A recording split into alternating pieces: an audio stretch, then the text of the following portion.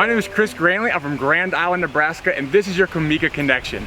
Today we are talking about gentleness, and to be honest, when I first got asked to speak on gentleness, I kind of thought that anybody else should be answering this question. I'm a big guy. I played football all my life, and being rough and tough was something that's very valued in my community and in my family. But when we started looking about the fruits of the Spirit, it became this thing of understanding that in each one of the fruit, that there should be evidence of that in my life. Not that it's always perfect, but there should be a growth pattern. And so today we are talking about gentleness.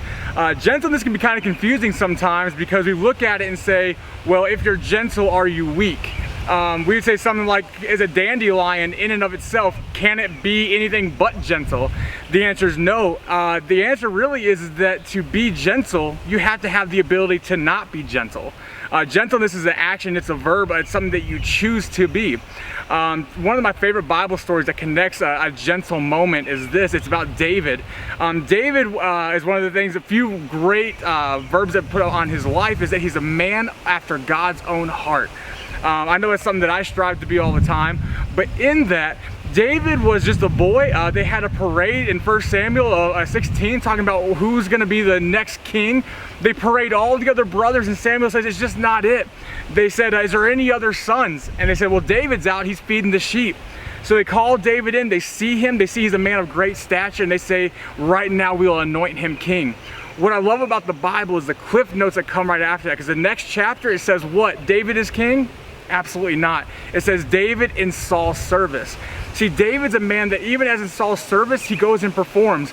After he goes and performs, he gets the opportunity to go and fight Goliath. And even after Goliath, he still wasn't king. Can you imagine that moment of saying, man, how in that moment, after being given a title at such an early age, how could he possibly be gentle after all that? Some of us, we go through really hard and tough moments in our life, and that's the very moment that we stop being gentle. But David, being a man after God's own heart, said that, you know what, in this season, while I have the title, while later on he plays the harp and now he has a stature with the king, he always went back to the same place. They asked, David, where is he? He was out feeding sheep. Guys, in this moment right now, some of us are between COVID and different kind of political unrest. We ask the question, God, what do you want me to do? The answer is simple. Go and feed sheep. In this moment right now where we have all these people with power and authority, know that you have a power and authority as a Christian in your own life. But how can you do that while being gentle? Guys, being gentle is a decision that we make every day. Sometimes things aren't gentle and we try our very best to do those kind of things, and it's okay if we fail. But guys, just like making that dedication in your life to Christ, let it be a relationship that you grow in.